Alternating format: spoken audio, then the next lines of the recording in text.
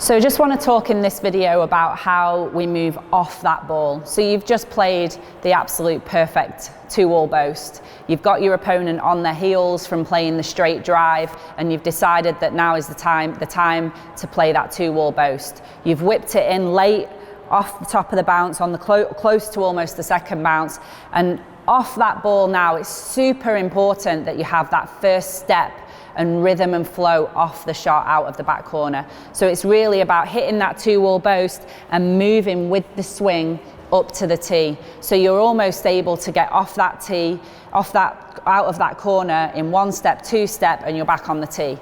Now you're in absolute prime position for them off this 2-all boast to hack the ball cross court, which is what we all do when we're in trouble out of the front, and you're on the tee position looking to step forward and play that volley drop.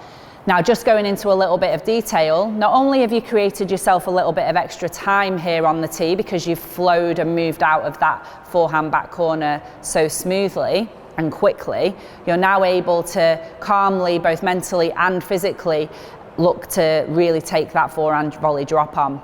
A few key things here when you're executing the volley drop. You have to be looking for that impact point again to be right.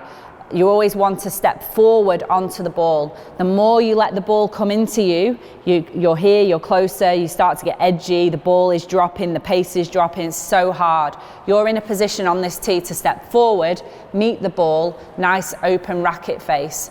Now, the way that I was coached and the way that I played the game was always trying to be with a little bit of space. I would want to hold that tee position, step away, and use that nice soft grip with a little bit of racket head movement.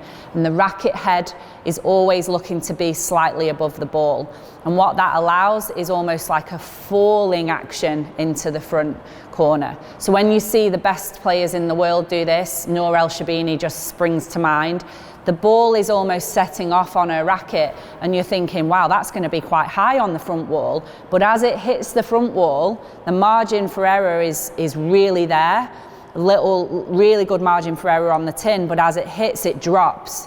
Now that in itself can play with the opponent's movement. They set off in a nice high position, almost thinking that that ball's going to hit the front wall quite high, and then it just drops and it takes the movement straight away from the opponent, and you can almost mess with their movement patterns in that way.